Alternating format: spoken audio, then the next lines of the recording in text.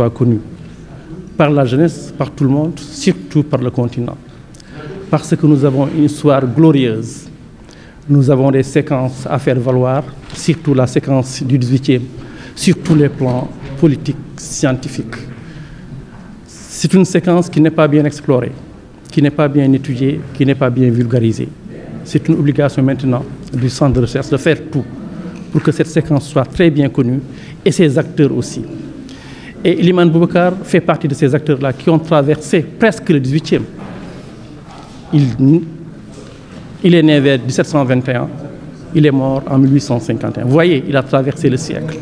Il a vécu avec la génération des révolutionnaires du Fouta, ceux qui ont mis en place un État moderne, avant-gardiste, l'État de Souleymane Baal et d'Almami Abdul Qadir Khan. Donc, c'est lui qui est leur contemporain. Il a vécu avec eux. Il a vécu avec des générations qui sont venues après la génération de Cheikh Omar.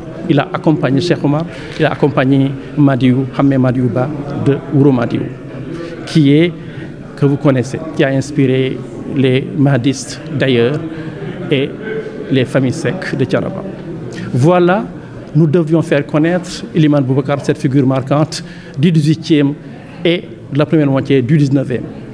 Pour X raisons, sa posture face à l'Almamia du Fouta, sa transformation du Dimat, qui était un village, qui est devenu une province assez autonome par rapport à l'Almamia, mais c'est surtout sa posture face à la domination européenne, pour ne pas dire française, et ne pas dire coloniale.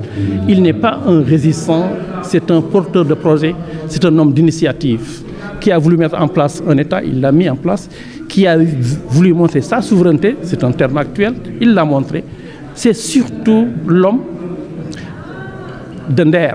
On a beaucoup parlé des femmes de Nder. Il est temps de parler de l'homme de Nder, qui est à la base de Nder. C'est Elimane Boubacar. Il est à la base de la Nder pour faire face aux Français qui voulaient coloniser le Sénégal, qui voulaient avoir de la terre. Il a dit aux Français, restez en mer. Vous ne devez pas avoir des portions de terre au niveau du continent. Il a bloqué tout. Et les retombées, on les connaît aujourd'hui. Les terres les plus fertiles en Afrique se trouvent au Fouta, dans la vallée. C'est parce qu'Almami Elimane Boubacar a barré la route aux Européens pour dire vous n'allez pas avoir de la terre et vous allez vraiment corrompre, et surtout avec la monoculture, gâter nos terres comme vous l'avez fait ailleurs. C'est celui-là, Elimane Boubacar Khan. Il a préservé le Fouta sur le plan économique, qui n'est pas colonisé sur le plan économique, ni sur le plan scientifique, et sur le plan politique, effectivement, le Fouta est divisé en des cantons, mais le Fouta est resté autonome avec tout ce qu'il faisait avant la colonisation et après la colonisation. Voilà Elimane Boubacar.